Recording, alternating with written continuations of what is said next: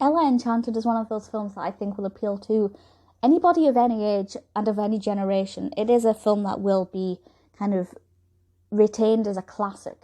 It was released in 2004, directed by Tommy O'Haver, with a screenplay by Laurie Craig and Karen McCullah, and stars, of course, the fabulous Anne Hathaway as Ella. The rest of the cast as well is pretty incredible. We have Hugh Dancy, Cary Elwes, Joanna Lumley, Steve Coogan, Jim Carter. Brilliant casting. Absolutely love Anne Hathaway in this role. She really suits the role of Ella. Ella is a very Cinderella type story. To make a really complicated fairy story quite short, Ella was put under a curse wherein she has to be obedient and has to do everything that people tell her to do. And obviously she can't let people know this, otherwise they will take advantage of her, but there's always a risk that this will slip.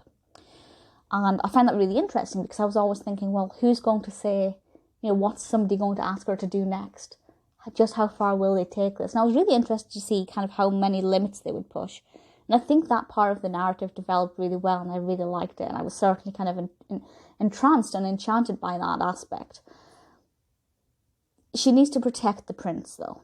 And that's one of the main reasons why she can't use this power or let people know about this. Otherwise they will use their powers against her. There's obviously the level of romance as well that she feels with the prince, very much a Cinderella story. And it's really refreshing to have a Cinderella-esque tale that isn't just the story of Cinderella. Because I've seen so many adaptations of Cinderella. But this one, because of the curse, it's a little bit different. And I really enjoy it. And I think it's good fun. It's imaginative, it's creative, it's very well edited, really good special effects. Very well acted, the dialogue's really good. It's not overly mushy. Ella doesn't act like an entirely traditional Cinderella who just, I guess, falls at the feet of the prince. And maybe one of the reasons for that, or one of the reasons they were successfully able to write this in, is because she does have to obey absolutely everybody. So when it comes to her own mind, she can be a little bit stronger and go do things or think things her own way. And I really think that's great. Ella is a character I love.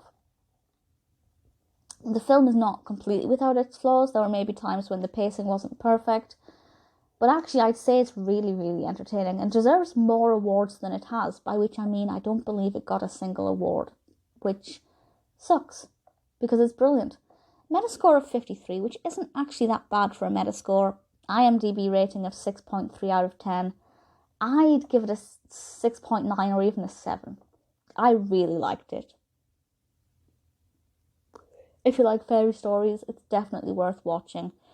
It really is a beautiful film, magical for all ages, and one that I would happily watch again.